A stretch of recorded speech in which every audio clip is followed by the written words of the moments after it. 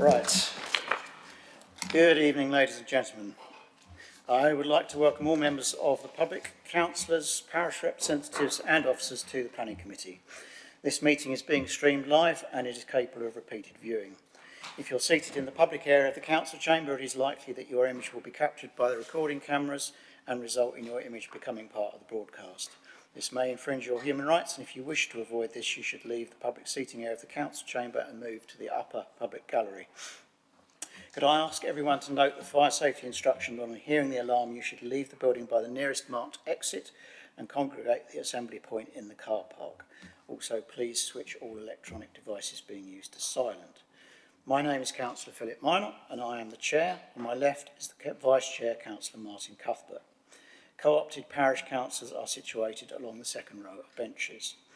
Members of the Planning Committee sit on the front row of benches, and only those councillors who are members of the Planning Committee are entitled to vote. For clarity, as we go through the agenda this evening, members of the committee will be permitted to speak for up to 5 minutes on each item. Any other members and parish councillors will be permitted a maximum of 3 minutes to speak, with permission from the Chair. May I remind members to declare any pecuniary or non-pecuniary interests and the nature of the interest at the beginning of an agenda item, and that on declaring a pecuniary interest you are required to leave the meeting when that item of business is considered. There should be no interaction from the public areas at any time during the meeting. Members of the public invited to speak on tonight's applications will only be permitted to speak for 3 minutes if they have indicated to do so in advance as a representative or as an applicant agent on specific applications. Requests to speak should have been received by the clerk by yesterday at 4 o'clock, but having said that, Ms. Rode, you will get the opportunity to speak. In the event of a disturbance, such as calling out from the public area during the meeting, a request from the Chair to be quiet will be given, but if the problem persists, any persons interrupting the meeting will be asked to leave. If necessary, the meeting will be adjourned to allow this to take place. So, first item is apologies for absence. Mrs. O'Borman, do we have any apologies? Thank you, Chair. There's no apologies this evening. I think we may have a missing Councillor Baldock, whether we had an apology prior to the meeting or not. Yeah. Right. Declarations of interest. Are there any interests to be considered tonight? Anybody wants to declare an interest? No, that's fine. We then have the minutes of the Planning Committee, which took place on the 10th of March this year. Is everybody in agreement with the minutes of the Planning Committee, which took place on the 10th of March? Any need to corrections? No? Agreed? All right, speak at once.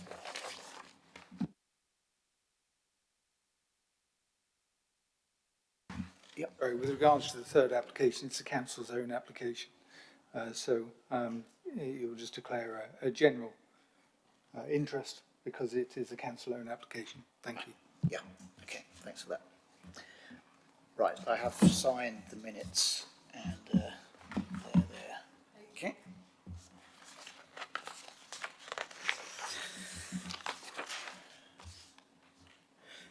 Okay, the committee will now determine the planning applications and the matters before it. Before I begin, may I just remind those members of the public who will be addressing the Committee on Planning Applications tonight that your speech should be no longer than 3 minutes in duration and should relate purely to planning matters. And when your name is called, will you please make your way to the chair provided, and when you have completed your speech, the committee will debate the application and reach a decision. So, the first item that we have now is item 4, which is the land northwest of the Central House, Eagle Way, Great Whalley. And this is application for the removal of grassed area and the creation of 12 EV car parking spaces, including charge points, fenced enclosure housing substation and associated equipment and external lighting. This is application number 26/00137/FUL, and the officer recommendation is for refusal, and the case officer is Mr. Mike Ovenden. Mr. Ovenden. Thank you, Chairman. As you say, this is an application relating to the construction of a charging station on the land to the front of the former Ford site. So this is the site. The application site is in red. The listed buildings are in blue. and the former Ford building is in the light blue with the blue frame around it, and that is a locally listed building or a non-designated heritage asset, and that is in the light blue. This is the proposed site plan. It shows 6 chargers and the arrangement of the car park there, and the substation and the power cabinets are there as well. This is an image of the chargers themselves. As you can see, each one has 2 cables, so can charge up to 2 cars at a time. This is one of the cabinets, and this is the other cabinet. We don't have an image of the substation, although we have asked for one, but it's likely to be a fairly standard, often green GRP substation. This is the sign that would be near to the entrance of the site, just to explain what the site is all around. There would be 4 lampposts, and these would be 4 metres high, and these would illuminate the parking and charging area. This is the garden in terms of the open space in front of the Ford building. There was quite a lot of work done to get an appropriate open garden there, and that's the approved scheme. I've got 2 photos here now showing what the site looked like last week. So you can see the hedge and the grass and the wildflowers, and that's the same thing but from a slightly different direction. This next drawing is a comparison between the application scheme and the approved layout of the open garden. So this is an application for 6 EV chargers, car park, substation, power cabinets and feeder cabinets, 4 lamps and a totem sign. It's on the front green area to the former Ford building. It's considered harmful to the green area setting of the converted Ford building, which, as I said, is a non-designated heritage asset. It's adjacent to listed buildings. We had no pre-app before the application came in, and we've had no information provided on alternative sites. The provision of car chargers is a good thing and is a positive aspect that weighs in favour of the scheme, but in accordance with the consultee's advice, the harm to the setting, it would undo the previous efforts to landscape the green area, and outweighs the advantages of the scheme, and therefore the application is recommended for refusal. Thank you, Mr. Ovenden. Right, so we have one speaker, which is Daniel Brandon for the applicant. Mr. Brandon.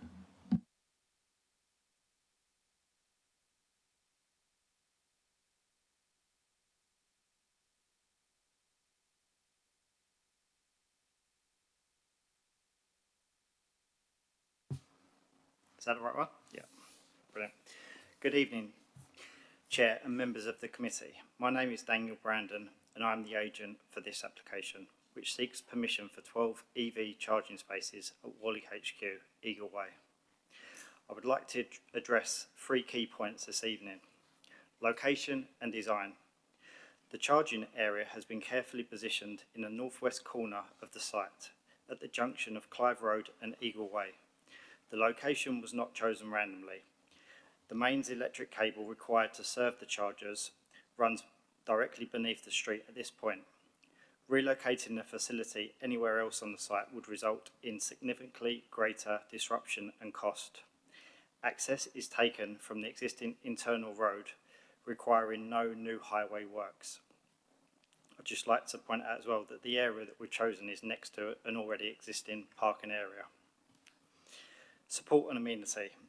The proposal has the full support of both the building owner, Land Charter, and building managers. Residents of Whalley HQ have been supportive, and I would note that the officer's report confirms not a single objection was received from neighbouring residents or members of the public during the consultation period. The land affected is informal open space used predominantly by dog walkers. The private amenity space for the residents of Whalley HQ is situated to the rear of Whalley HQ and is entirely unaffected by this proposal. No private residential amenity is lost. The plan imbalance. The officer's report itself acknowledges that the harm to the setting of the former HQ building is less than substantial, and that the local area is poorly served by ultra-rapid chargers. This facility would deliver 6 double ultra-rapid chargers at 150 kilowatts, filling a genuine gap in provision that currently makes it impractical for many residents to own an electric vehicle. Should the committee be minded to approve, we would actively welcome a landscaping condition to help integrate the scheme into its setting. I respectfully ask the committee to conclude that the public benefit and national infrastructure need of this proposal outweighs the limited and less than substantial harm identified, and to grant planning permission accordingly. Thank you.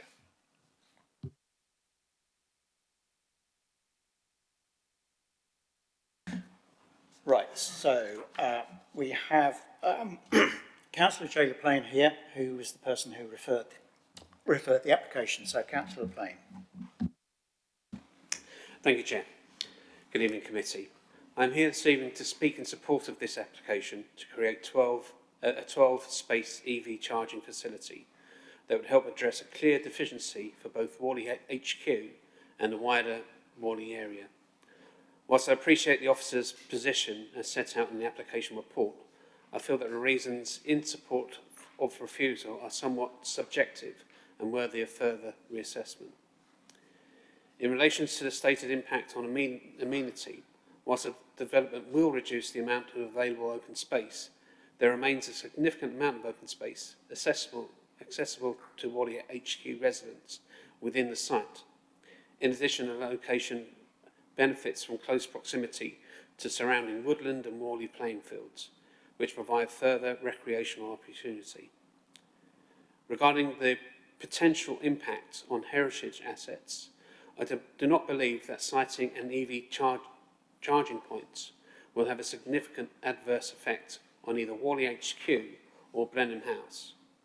More intrusive development has taken place in the vicinity of the two buildings over many years, and significant developments occurred in recent years. And it's difficult to conclude that this comparatively modest installation will result in any meaningful or detrimental visual impact. The application received support from landowners and, more importantly to me as a Whalley councillor, from residents of Whalley HQ themselves. This proposal addresses an important and current unmet need for convenient EV charging. At present, there is no such facilities within reasonable distance of Whalley, which puts residents at a disadvantage at this transition as the transition to electric vehicles continues. I recognise and appreciate the efforts of officers to protect outdoor amenity and ensure heritage considerations are properly assessed. When I served on this committee, these were factors I also placed great importance upon. However, in this case, I firmly believe that the clear public benefit and utility of this facility outweigh the limited loss of amenity and any minor or perceived impact on nearby heritage assets. Thank you. Thank you, Councillor LaPlane. So, we also have, obviously, my Vice Chair, Councillor Martin Cuthbert, who is a Whalley councillor, and Councillor Cuthbert can speak next since we moved to the Planning Committee. Thank you, Chair. This is a very interesting application, and it's one. In principle, I'm very supportive of EV chargers, and I appreciate we have a shortage of them.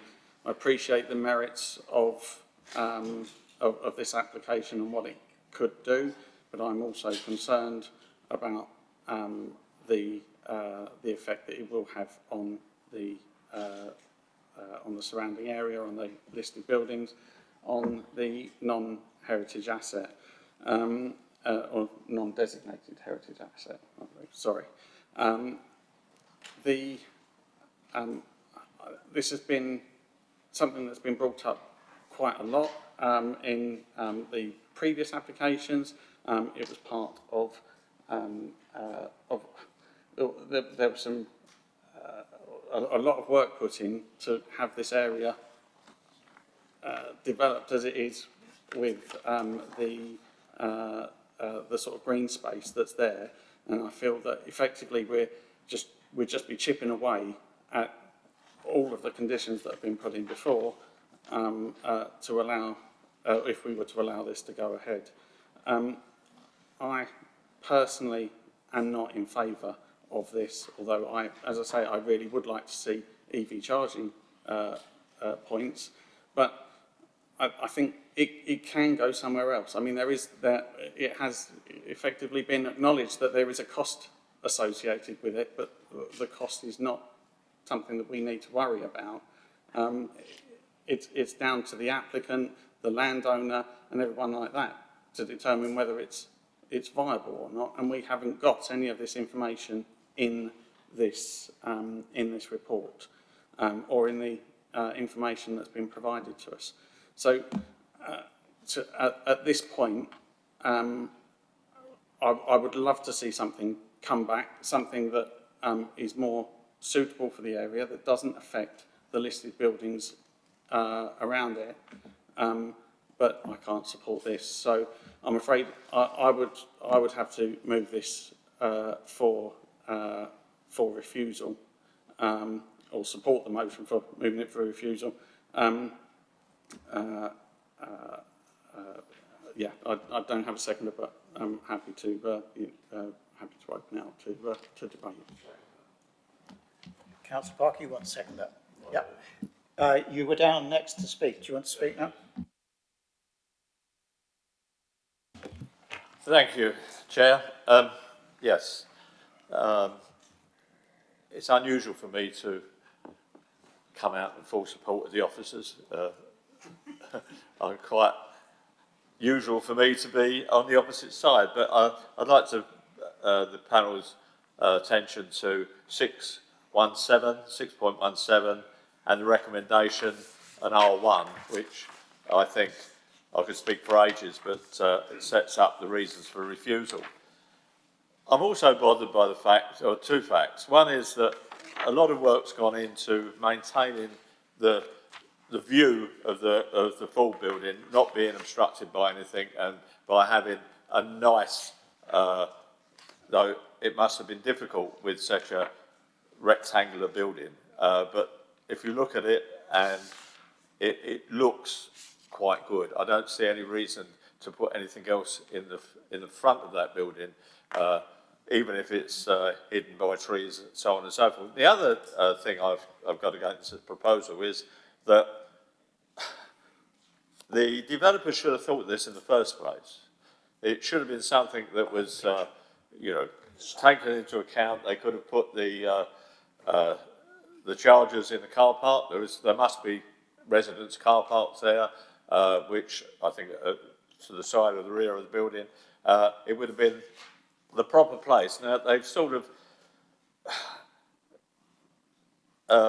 they've delegated their responsibility by getting a charging company in to put forward the proposals and put it where they think is the best place for the chargers, and that is decided, I believe, by the fact that the cables run nearby.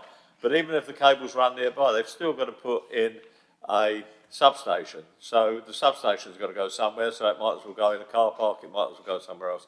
So I can't support this. I think what we have, looking at the full building now, is something that we can respect and like, even though it might have been difficult swallowing the fact that it was turned into apartments. The apartments I've seen are very good. The building looks good now. I'm happy as it is. I don't think we want to spoil it. I think we should go along with the officer's refusal and ask the developers or whatever to look for another place on the site. Thank you. Thank you for that, Councillor Parker. Councillor McShane. I was just looking at is that car parked on the bottom left-hand corner there? Listen. Huh? It is. So it's not far away from the thing. It'd be just as easy to put the site there, wouldn't it? That's what you wanted to say? Yeah. Right, that's fine. I don't have anybody else who's indicated. Councillor Barrett. Thank you, Chair. I mean, I think this one is a matter of opinion in terms of how it interacts with the current site and how it interacts with the heritage buildings around it. For myself, I think overall, with this, the building of those flats further down that road, the houses has affected those heritage buildings far more than these electric charging points will. I do believe actually on the site there, if you're going to add in a publicly accessible charging point, not just to the residents, that is the only point on that site you can actually put it. Without taking away residents' parking spaces. So, but I think I drove past it recently, and then I think the heritage building that's on the other side of the road is actually surrounded by a massive fence. You can barely see the actual heritage building itself. And also, I think it's a very small part of the green space. So it's on a knife edge here, and obviously, to me, I take a different opinion from the officers on this one, that I think actually it will provide very little harm. It is very brutalist architecture around there. It's not like the setting is unusual. It's got very brutalist architecture versus old architecture, and I think this actually fits in. But I do accept that's a matter of opinion. And obviously, we all know that members don't always have to agree with officers. And in this case, I don't agree with the officer. Thank you. Thank you, Councillor Barrett. Anybody else indicating speak? Councillor Corton. Thank you, Chair. I tend to agree with Councillor Barrett. I think this whole site has been radically altered in the last few years since the Ford building was converted into apartments. Now, since then, we've had 13 dwellings, 13 three-storey houses, detached houses built along the perimeter of the car park on the west side and the south side, overlooking one of the listed buildings, the Worley Chapel at the southern end of Clive Road, not so much overlooking Blenheim House. So, in a sense, the damage has already been done. I think it's very regrettable that when the HQ was turned into apartments, electric vehicle charging points were not installed in the car park. And a second opportunity was lost when the car park was reconfigured, when these extra houses were put in around the perimeter of the car park. As Councillor LaPlane has pointed out, there is a real deficit of electric car charging points in Worley. The only substantial installation is actually in King George's playing field, an installation that we, as Brentwood Council, can be rightly proud of, I think. There's a conflict in policies here. We've got in our local plan policy BE11 referring to electric and low emission vehicles. It says all developments should maximise the opportunity to use electric and low emission vehicles and maximise the provision of electric vehicle charging points.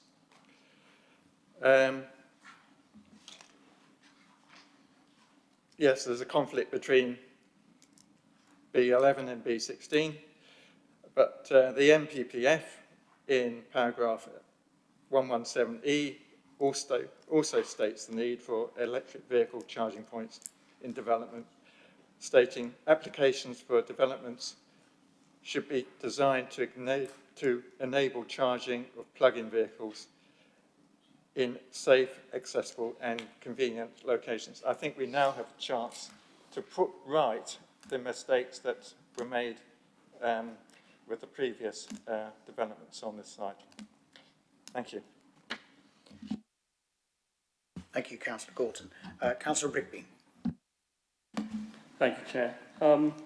As we've heard from the various speeches that have been given, this is quite a fine balance to make, and it is, in some respects, as has been alluded to, a question of opinion. I've heard what Councillor Payne has had to say carefully, as I have the applicant, but I've also heard what Councillor Parker and Councillor McShane have had to say equally in relation to the frontage of the former Fraud building.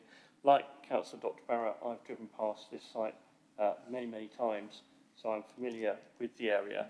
I think it really depends on where you stand in relation to the planning balance, which is, as I say, a fine one. The report in and of itself sets out the various conditions, and the officer has clearly come down on one side. I don't know that I wholly agree with the conclusions in relation to the way he's found the particular planning balance there, although I acknowledge it is a fine debate, and my instinct would be that the utility of having these chargers here would, I think, outweigh the relatively moderate and less than substantial harm that's been identified by officers in relation to the public benefit of delivering chargers. But it is a fine balance, and I would accept the committee's view, however they find it. Thank you, Councillor Rigby. Councillor Baksh. I have a couple of questions before I go into expressing opinion on this one. With regards to the highways lighting timing in that area, are they lights that go off at a particular time on the streetscape?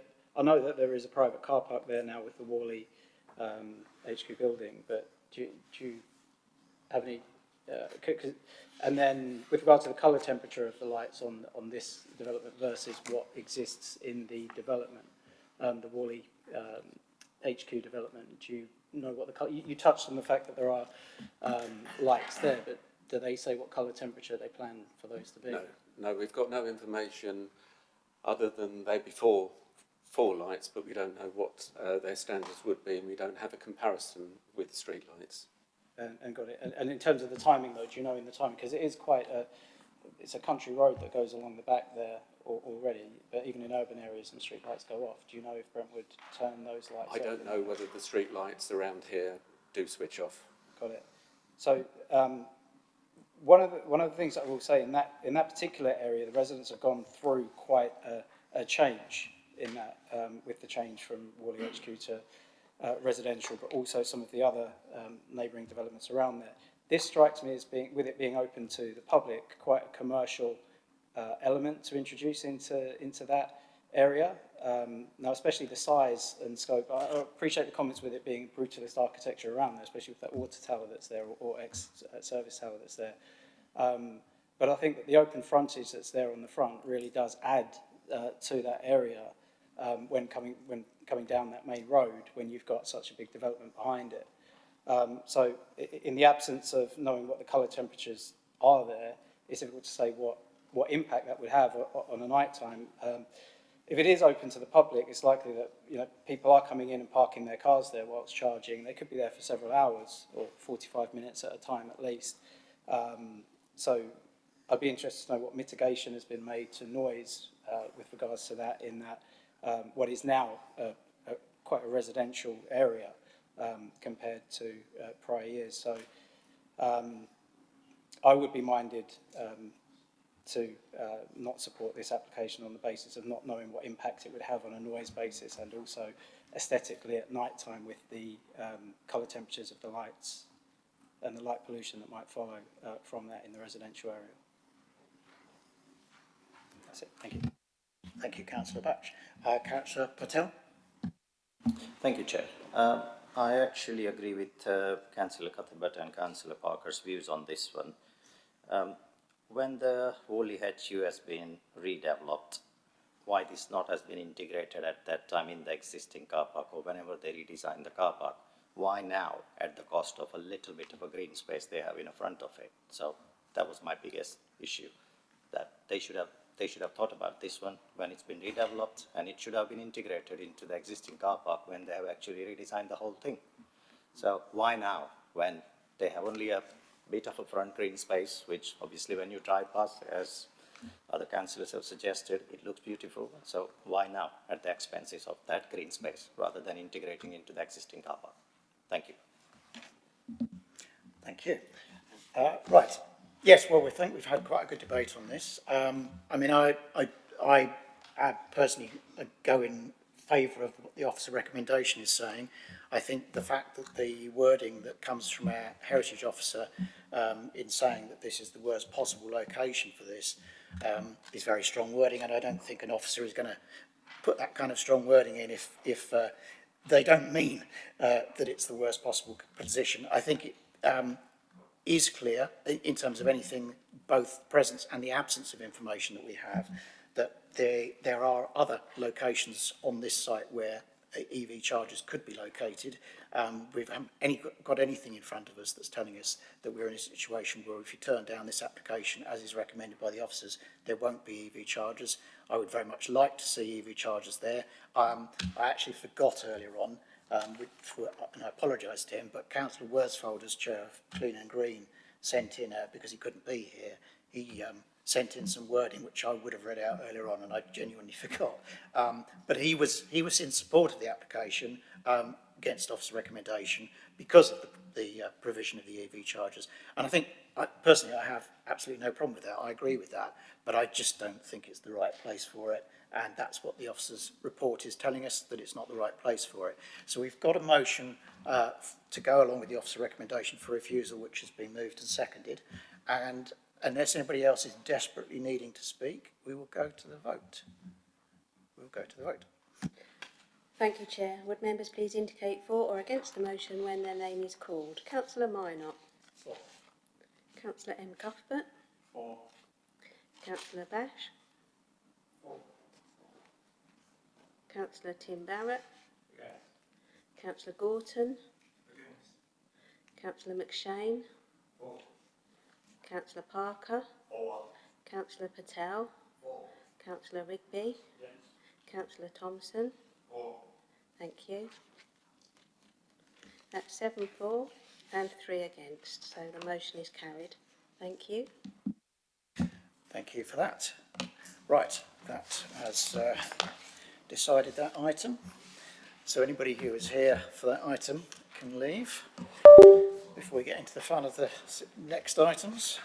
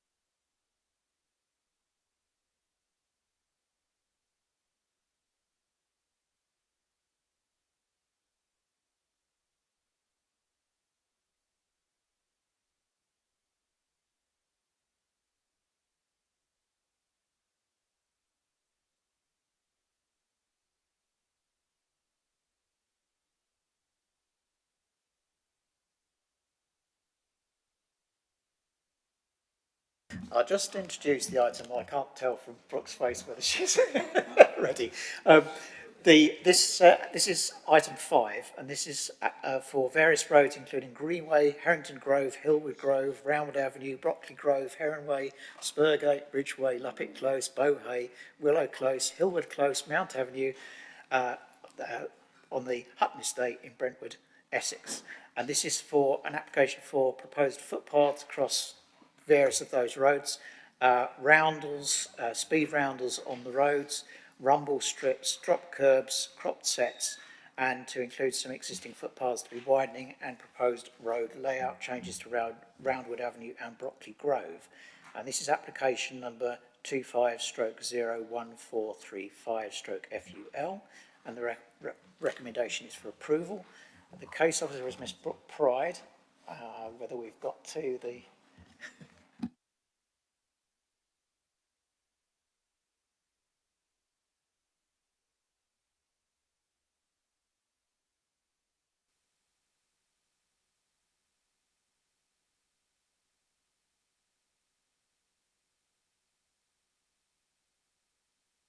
right, Miss Brooke Pride.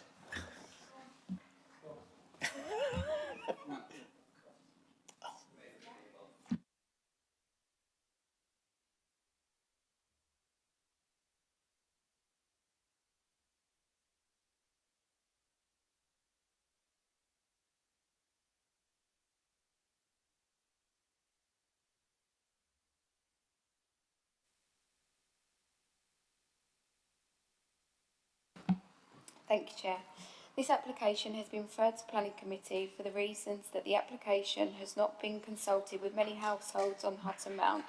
The correct ward councillors were not included on the original neighbour letters, and the level of objection received.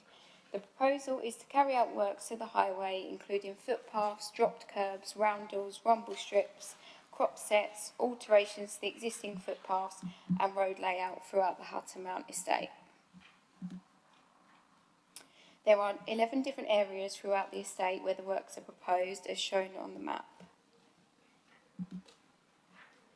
The photos show a mixture of existing areas where there are pathways installed and those where there are not.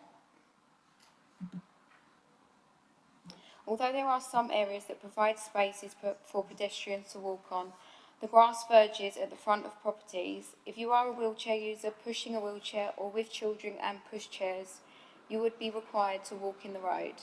This would be the same during poor weather conditions, and when the grass verges are in poor conditions, pedestrians would be required to walk in the road. I will go through each drawing submitted individually and the changes it proposes. On the drawing shown, proposed a gateway rumble, a 20 miles per hour roundel on Mount Avenue is proposed, dropped curbs, crop sets to highlight the pedestrian crossing on Harrington Grove junction with Mount Avenue, dropped curbs and crop sets to highlight the pedestrian crossing on Greenway junction with Mount Avenue. This drawing proposes two 20-mile-per-hour roundels, widening of existing footways to align with the crossing point, dropped curbs and crop sets to highlight the pedestrian crossing, and the existing sets replaced with asphalt onto Roundwood Avenue junction with Mount Avenue. Installation of a 1.5 metre wide path along Hillwood Grove, dropped curbs and crop sets to highlight the pedestrian crossings on Hillwood Grove junction with Mount Avenue, and the addition of two 20-mile-per-hour roundels on Mount Avenue. This drawing proposes a 1.2 metre wide path along Roundwood Avenue to Brockley Grove, drop curbs and crop sets to highlight the pedestrian crossing to both sides of the central island, mounted no entry sign to existing lamp column, new post and no entry sign, junction converted to a single direction either side of the island, new post and give way sign, and no entry sign at the junction of Brockley Grove and Roundwood Avenue, an addition of a 1.2 metre wide path along Roundwood Avenue leading to Heronway. This drawing proposes a 1.2 metre wide footpath, path through the existing island, 2 20-mile-per-hour roundels, dropped curbs and crop sets either side of the central island at the junction of Roundwood Grove and Heron Way. This drawing proposes the clearance of vegetation and the installation of a 1.4 metre wide pathway along part of Hillwood Grove.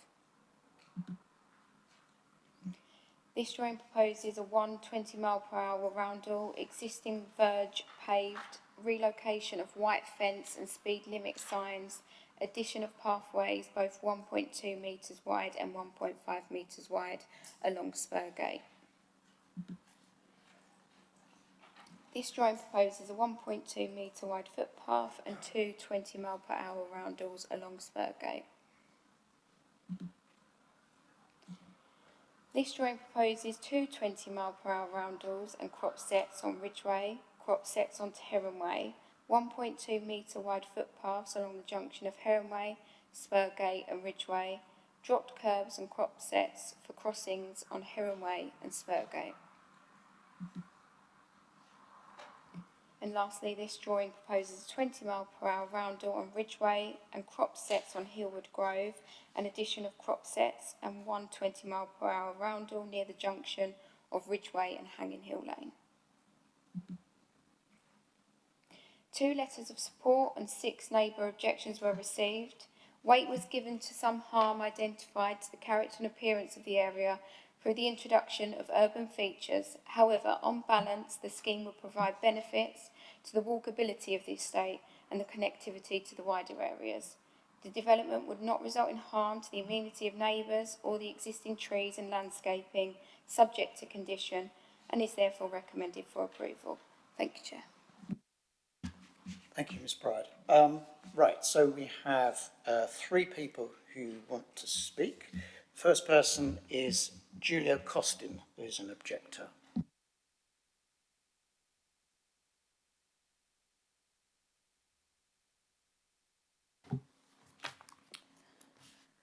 Good evening, councillors. I'm pleased to inform you that the applicant, Mr Patty, on behalf of Hutton Mount Limited and I, have come to an agreement regarding the concerns noted in my objection to planning application 250143. Number 1, Hutton Mount will not relocate the gate and sign currently next to the oak tree to outside my property. These items will be completely removed to ensure a clear area for a footpath. These items do not need to be resited away from the boundary.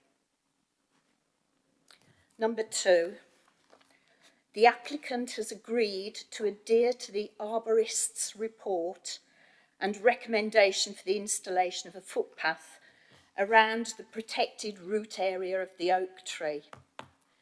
This will be to protect the tree's health and stability. Paving around a veteran tree is risky because of oxygen starvation, compaction and soil level changes. And as the tree is only 38 feet from my house, I need the tree's health and stability to be secured and not to be compromised by the proposed footpath. I ask that the planning committee makes the above points a formal condition of the planning approval. Thank you for your consideration. Thank you for that. Thanks very much. So the next person we have to speak is Sheila Road.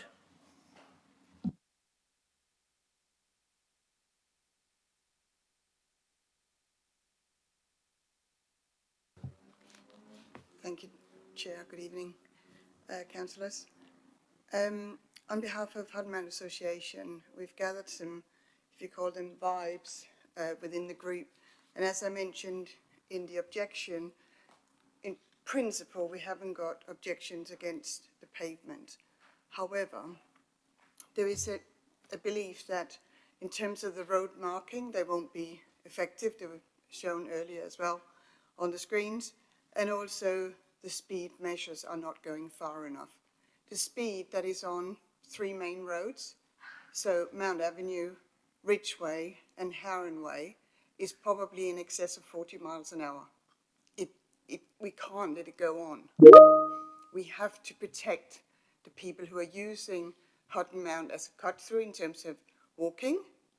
For the people who may be driving too fast, we should definitely put some additional calming or speed calming measures in place. I appreciate the crossing coming out of the various roads, but there's nothing to hold back the speed that we are seeing on these roads today. I appreciate there's no speed cameras, there's no police, but it seems to be that this makes it even worse in terms of the speeding on those roads. Did I say Harrington Grove? I just want to make sure. So Mount Avenue, Harrington Grove and Ridgeway. Thank you.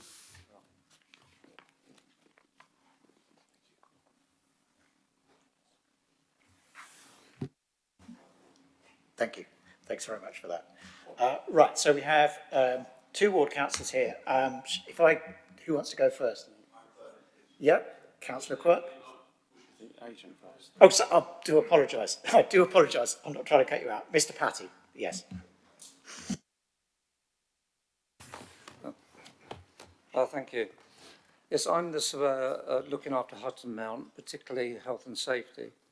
Hutton Mount is unique as a metropolitan suburb of over 500 dwellings, but with countryside-type roads without footpaths. On winter nights, pedestrians either have to walk along muddy verges or in the road, which is dangerous. As part of the health and safety audit, our specialist road engineers identified safety issues, particularly pedestrians in the roads, with installation of additional footpaths being recommended. We constructed additional footpaths in phase 1, which was previously approved by your council. This application is phase 2 to improve the footpath network, including the introduction of some traffic calming at busy junctions. Whilst there have been some residents calling for further speed control, our engineers identified this as much less important than pedestrian separation. Speed control is a lesser risk, but will be a 3rd phase of our development. Out of the 550 houses, only 6 objections were submitted, and these regard drainage and the effect on trees, and these and relatively minor issues will be resolved with our respective consultants. The planning officer has recommended approval, stating that the Highway Authority has confirmed the proposal is acceptable.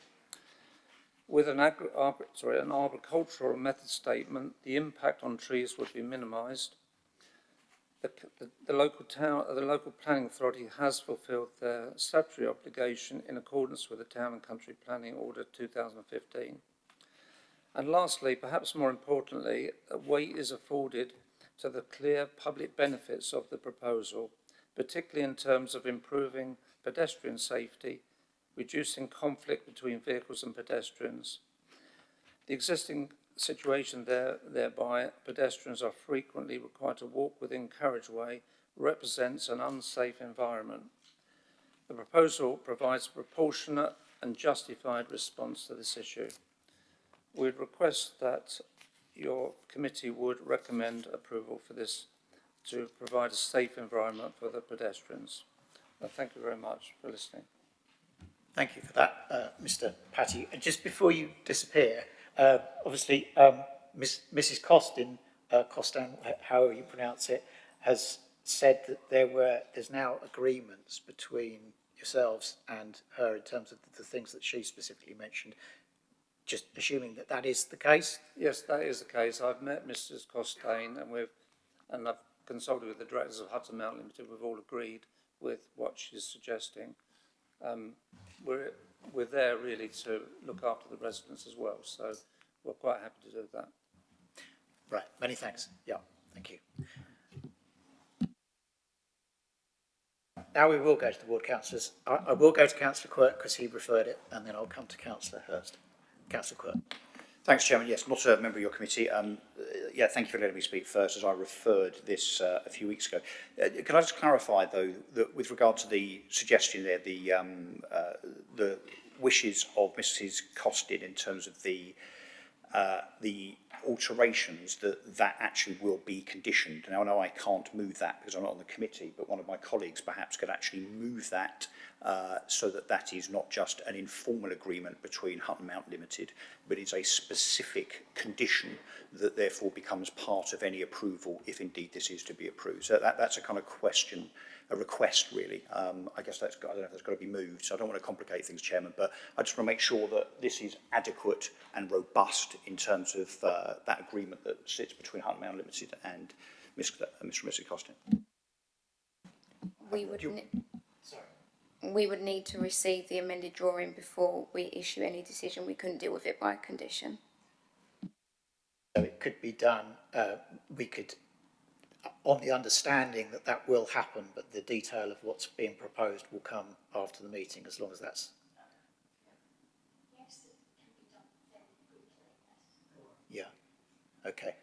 Okay, Councillor Quirk, you... Yeah, I'll continue, thank you. I'll be as quick as I can. Look, there is a significant speeding issue on Hutton Mount. Now, I know that can apply to the whole of Brentwood, Shenfield, Hutton and so on, but on Hutton Mount, which is supposed to be a 20 mile per hour zone, there are many people, predominantly not residents, that use the likes of Mount Avenue, Ridgeway and so on as a cut through, and it is downright dangerous. And so whilst I kind of applaud the fact that we've got something here that in part seeks to try and mitigate that issue, I'm afraid these measures simply do not go far enough. Now, of course, there's going to be a split of opinion, as there will always be in residential areas in terms of what those mitigating measures should be. And of course, you can ask many people if they want speed humps and cameras flashing outside their houses, and generally the answer will be no. So it's a very, very difficult thing to try and bottom out. However, unfortunately, I think, and I'm glad that Mr. Patty's here, if Hutton Mount Limited had bothered to consult the residents of Hutton Mount properly, then perhaps actually the application that's gone forward might be a little bit more adequate in terms of those residents and indeed shareholders for Hutton Mount Limited actually having a proper say. I have to say Hutton Mount Association have done great work here in terms of trying to ensure that this is as good as it can be. That notwithstanding, look, I was all ready to speak against this on the basis that it doesn't go far enough. And my concern is that because of the cost to Hutton Mount residents here, obviously will pay into the pot, that if this was done and didn't work because it's inadequate, then a stage 2 would not happen because there wouldn't be enough money left in the pot. So I'm not going to suggest that this is objected to. I think as a stage 1, I think although it doesn't go far enough, it is okay-ish, but I do fail to see how a few rondels on the road are going to stop lunatics in Ford Focuses and Subarus doing 60 miles an hour down Ridgeway. It's simply not going to happen. It's inadequate. Can I also just quickly raise, just before I finish, the question of the consultation? One of the reasons I referred this, as was rightly said in the officer's report, was because of the inadequate consultation. Many people said they didn't receive anything. Those that did see that in that consultation kind of correspondence, the wrong ward members were noted. So if residents had concerned, I think they were actually due to, or suggested that they should contact Councillor Barry Aspinall, who of course is 9 miles away in Pilgrim's Hatch. So can I just have an explanation there to ensure that it doesn't happen again? Thanks, Sharon. Yeah, we do apologise, and it was corrected. The site was put on a wrong UPR and obviously located in those ward members' location. We corrected that. But obviously, as per the report, that we did fulfil our statutory obligation as per Article 15 of Part 3 of the Town and Country Planning Act. Okay, and it is acknowledged in the report, obviously, so I think that's welcome. So, Councillor Hurst. Thank you, Chair. Thank you for allowing me to speak here. I'm not a member of your committee. I should also say I declare an interest insofar as I live on Hutton Mount, and as a result I'm therefore a shareholder in Hutton Mount Limited, and indeed one of those who pays the additional levy on roads. That's in common with all the other property owning residents of Hutton Mount, so I don't think it disqualifies me, but I should declare it. I understand entirely why Councillor Quirk referred this, but as you said, there's been actually a lot of debate since, and there was a very good meeting chaired by Ms Rudd around where this was the principal item of discussion. So I think we have had a lot of input from the residents around it. The fact is, there has been an increase in footfall over the years. St Martin's is a very successful school and continues to expand, and I think more of the pupils are actually arriving at Shenfield Station and walking up through the Mount. I see them, I walk the opposite direction quite often and find myself in the road, not wanting to push the children out of the way, which I wouldn't really want to do. It does happen, and it is clear that there is risk to people from that clash, potential clash between motor vehicles and pedestrians. I think this proposal, as I see it, is intended to resolve some of that issue. It's not specifically addressed at the speeding. The rondels obviously are a reminder of the 20 mile an hour, but the measures, the physical measures being put in are not specifically speeding measures, they're pedestrian safety measures. And I know that a lot of residents would really like to see those. I know a lot of residents would like to see it go a lot further as well, but I have been around in the ward for a while now as councillor, and this debate has gone to and fro, and it does end up, when there are more severe measures proposed, that the residents become more split. I think the split at the moment is between those residents who want this and more and residents who want this, and I think there's a stage progress through making Hutton Mount safer for pedestrians and indeed for others. This is a good next step. So my request to you as a committee today would be, please approve what has been put forward. Perhaps slightly out of character for me, because as you well know, Chair, I've long campaigned to sustain the character of Hutton Mount. I think it's so important to not just the residents of Hutton Mount, but actually to the borough as a whole. I mean, having a desirable residence such as Hutton Mount certainly is part of the wonderful mosaic of cultural diversity that we have in our borough. But in this particular case, I think the officers are right. The damage to the character is mitigated by the massive improvement in safety. Thank you for that. And it's certainly, Hutton Mount is certainly one of the jewels of Brentwood Borough. I think we can all agree with that. Right, so that moves us to the planning committee. We have you down, Councillor Shane and Councillor Parker. I was just going to actually move this application for approval in accordance with the officer recommendation at this stage. I will speak on it later on, but happy to move it. If I have a seconder, obviously, we will get somewhere. Councillor McShane is speaking next. McShane. Yeah, this is all private roads. I'm just, who's paying for all this? Does Essex County Council pay for it, or do the residents pay for it? I know that's not a planning consideration, but I was just thinking about, they want rumble strips and more in the future. If it's Essex paying for it, is that right? I think Councillor Hurst is paying for it, thanks to... It's not entirely, obviously. I'm not paid for all of it, but I and the other residents are.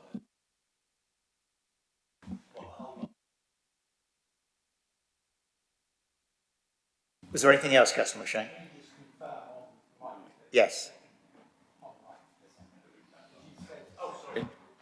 What do you want me to say? And also, just to clarify, seconding the motion, yes. Yes, and just to clarify, With make sure we don't conditions. forget with the conditions. Yeah. We're not forgetting the conditions.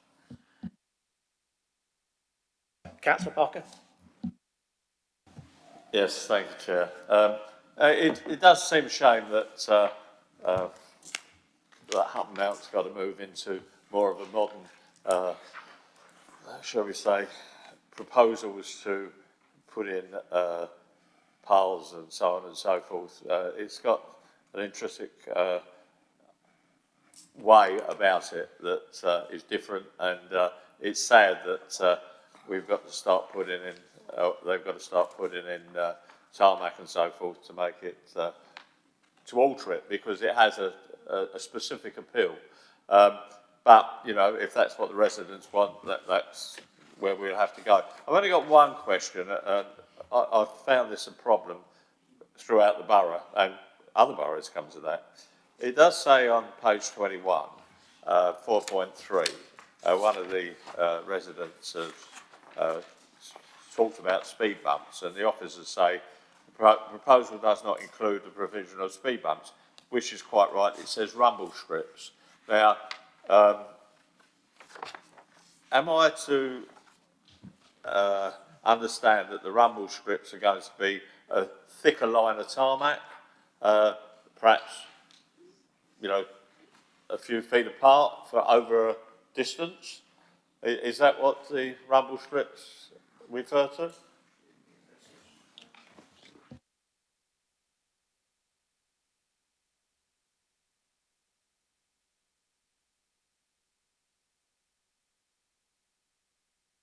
Chair, I believe that they are cropped sets, not tarmac. Bits of stone that make it rumbles. The only observation I would make, and I think that it seems like it might be something in the future, but knowing Hutton Mount very well, not because I live there, but we do a lot of work there, the houses are a bit away from the road, but, you know, within quite proximity of the centre of the road and so forth. I have found that with rumble strips or speed bumps, it's very fine for the people who live 10 houses away or 20 houses away, that's fine. But where they are placed outside the house, all they get 24/7 is as the cars go over it. So I would suggest that the people at Hutton Mount do consider what they're going to impose on other members of the other residents, and possibly they might think that it may be better to have chicanes and not rumble strips, but just an observation. Thank you. Thank you, Councillor Parker. I think the positive thing that we're hearing is that there's ongoing conversations and there is a third phase which is being at least considered. We'll see what happens with that when it comes. Councillor Rigby. Thank you, Chair. Can I thank Councillor Quirk and Councillor Hurst for their considered and detailed comments, as well as those of the residents who've spoken tonight. That's been very informative. As in previous debates, I always try to listen to the residents of Hutton Mount where I can, and this case is no exception. It is true that in relation to this application, something is gained, but as Councillor Parker has rightly alluded to, something is lost.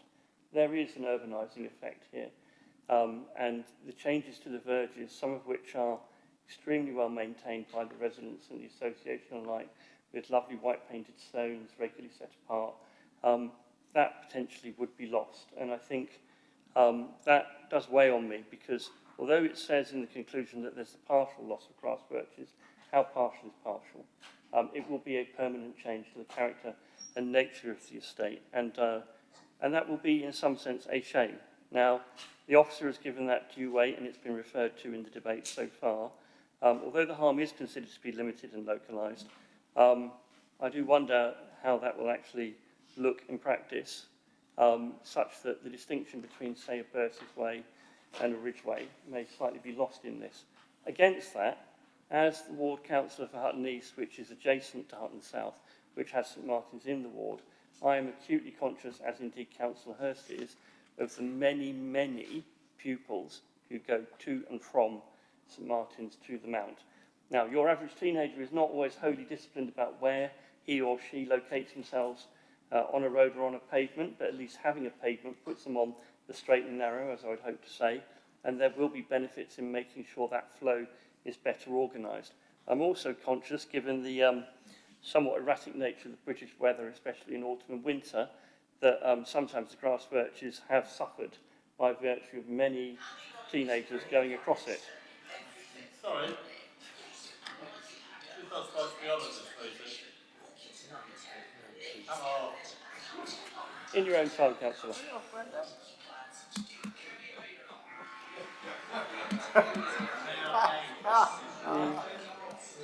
I feel Councillor Parker has spoken so eloquently, I almost don't need to continue. There you go. Success. Thank you, Councillor Parker. Councillor Rigby. Leaving the nature of apologies for the interruption. One side.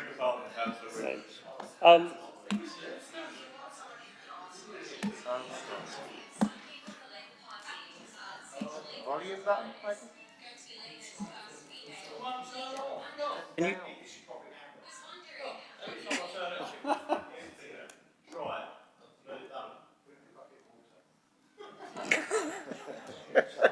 Moving swiftly on, if Councillor I may. Rigby, yes. The public safety aspects are important and they should be acknowledged. I'm really grateful for the fact that the conditions raised by the resident have been mentioned and should be picked up. I think that's very important and I hope they will. Like Councillor Quirk, I too feel this is the beginning of a process, not the end of it. And I do recognise there may be very different views from the residents in relation to this, but this is a place to start. And I agree with and approve the officer's recommendation. Having experienced Councillor Parker's phone once before, this was far more entertaining, but no less illuminating. Thank you. All right, okay. Councillor Parker, you want to come? I'd just like to apologise to the panel. I had my phone on mute. It should have been on mute, but it seems that particular thing came through without. So, my apologies. Apologies accepted, Councillor Parker. Don't do it again, or try not to do it again. Does anybody else want to speak? There isn't anybody else who's indicated at this point. Councillor Walder. Yeah, it's only to say that I agree with everything that the applicant and Councillor Hurst has said. And it's really refreshing that somebody's doing something that's not just for themselves, like a developer does something for themselves because they want to make money. This is going to benefit everyone who walks through that area, and not just the residents of Hutton Mount. And it's laudable and a very responsible thing to do. And once complete, we'll probably be the only part in Brentwood where the pavements are maintained. Thank you, Councillor Boulder. I mean, as it happens, when this was referred to me, the fact that I do myself also quite frequently walk through Hutton Mount was something that was part of my thought process. I wanted it to come to committee because I think it was probably useful to have a public discussion on it, and I think that's exactly what we've seen, and obviously there's been discussion beforehand, and again, I think that's useful because bringing it to committee helps to slow the process down somewhat and allow that time for discussion, and I think that's probably been helpful. Mr. Bell? Yes, sorry. There was discussions about an amendment to condition 2 or an amendment to a plan. So therefore, I assume the proposal and seconder was on the basis that there was then a delegated authority to the officer to agree said plan and then to issue the permission accordingly in accordance with the conditions. I just wanted to get that in for clarity. Thank you. Yes, that's the understanding that I have. I'm sure. Yes, Shane also has. Councillor Batch, you can come back. Yeah, I just wanted to ask if we can clarify the wording of those amendments here today, just the exact wording for that amendment for clarity. That might be a little bit tricky. The way it works is, and it's awkward, is that once the committee starts debating, people who aren't on the committee are not allowed to say stuff, and this often causes problems. So the detail of the wording will be known to Mrs. Costin, and it will be known to Mr. Patty, but they can't actually convey that information to us. Do you have it, Brooke? They can at your discretion, surely. Councillor, They can speak at your discretion. Just go to the officer. So I have received an email prior to this evening, so I do have it on an email where I know what the changes are. I can't read them out now because I don't have it in front of me, but I do know what those changes are. So from my point of view, and given that we've heard it tonight, I'm happy with that.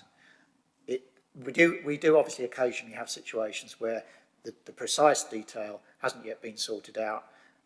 In this case, we've heard what's being talked about. We've heard that there's an agreement.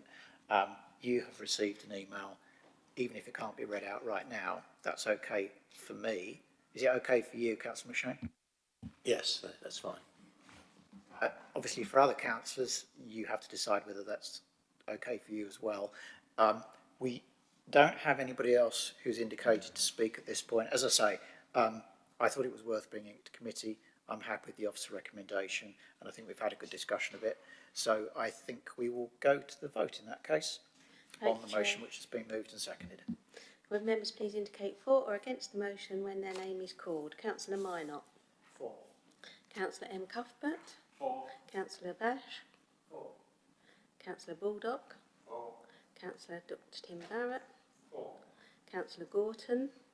Councillor McShane. Councillor Parker. Councillor Patel. Councillor Rigby.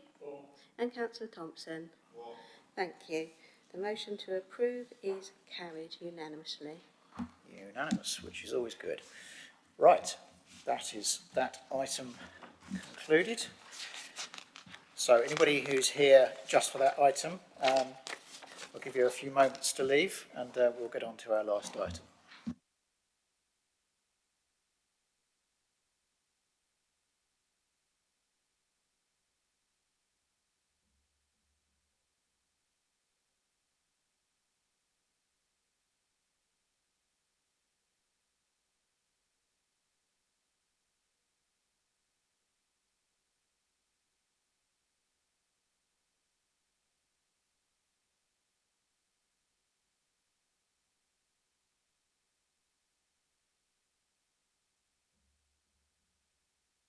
Okay, so I think everybody's left who wants to leave.